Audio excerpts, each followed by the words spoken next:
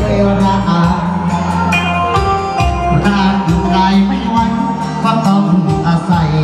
โดยามีคู่นอนอ่อนกว่า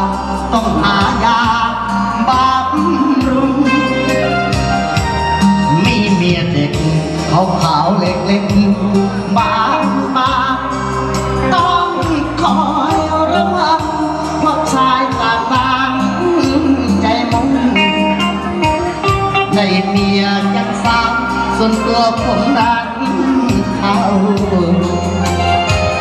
ต้องคอยห่วงใยเหมือนพวกปากไป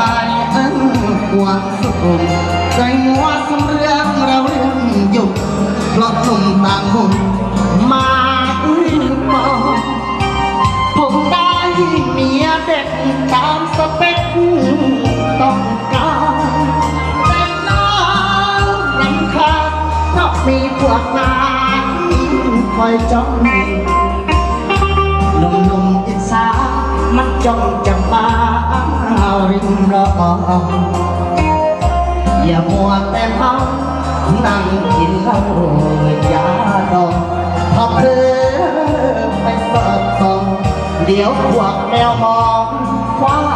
ไปมีเมียเด็กต้องหมั่นตรวจเช็คใครโทรมาอย่าเอาหู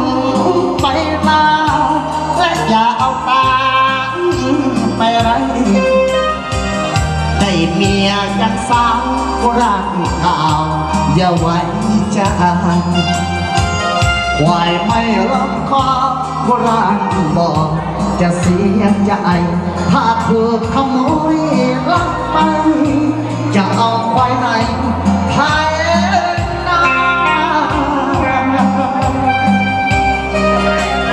ขอบใจน้องใบผมเด้อบอกแห้งใจให้ไอ้จอมพ่อขอให้ได้ขึ้นไปพูดสิ่งคุณบ่อยเด้อไว้ไอ้พุงขึ้นกอดลมแต่กอดแน่ๆนะพี่ยา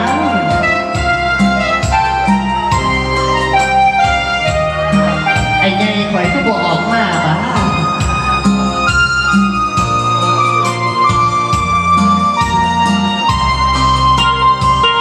ผมตายเมียเด็กตามสเปค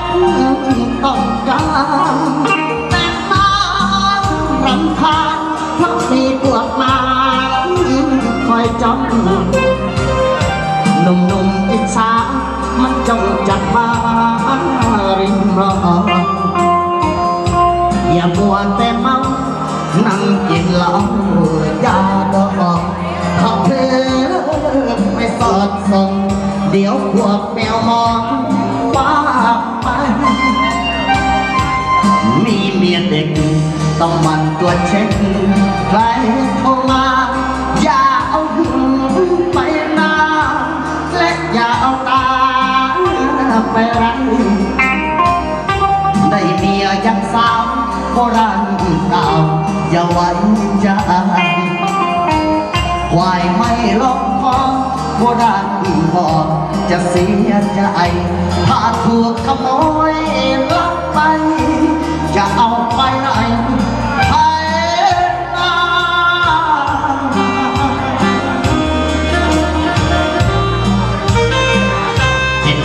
น้องพิมจะซื้อเลิกพี่น้องเพื่อ